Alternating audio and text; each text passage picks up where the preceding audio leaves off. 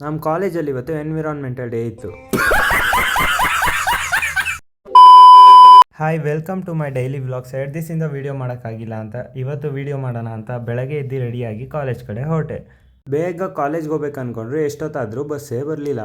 College ಬಸ್ಗೆ weight ಮಾಡ್ತಿರುವಾಗ ಅಲ್ಲೇ ನನ್ನ ಜೂನಿಯರ್ ಸಿಗ್ದ.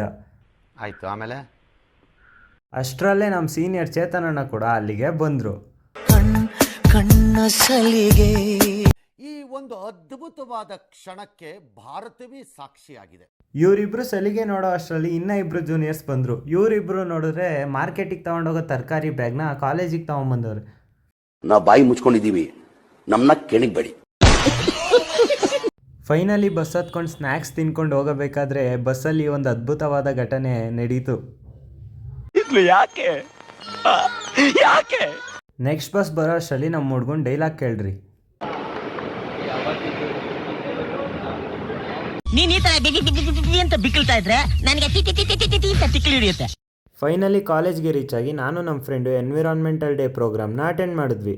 ನಮ್ಮ ಕಾಲೇಜಲ್ಲಿ ನಡೀತಿರೋ ಎನ್ವಿರಾನ್ಮೆಂಟಲ್ ಡೇಗೆ ಸೀಡ್ ಬಾಲ್ಸ್ನ ಪ್ರಿಪೇರ್ ಮಾಡಬೇಕು ಅಂತ ಎಲ್ಲ ಸ್ಟೂಡೆಂಟ್ಸು ಒಂದು ಕಡೆ ಸೇರ್ಕೊಂಡ್ವಿ.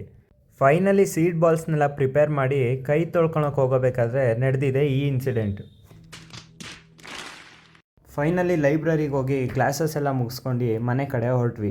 ನಾವು ತುಂಬ ಇಷ್ಟಪಟ್ಟಿರೋ ಗಿಡಕ್ಕೆ ಜಾಸ್ತಿ ನೀರು ಹಾಕಿದ್ರೆ ಗಿಡನೇ ಬದುಕಲ್ಲ, ಹಾಗಂತ ತುಂಬ ಇಷ್ಟಪಡೋರ ಹತ್ರ ಜನ ಇರ್ತಾರ ಅಂತ ಹೇಳ್ತಾ ಮತ್ತೆ ಸಿಗೋಣ ನೆಕ್ಸ್ಟ್ ವಿಡಿಯೋದಲ್ಲಿ. ಅಲ್ಲಿವರೆಗೂ ಟಾಟಾ, ಬೈ ಬಾಯ್.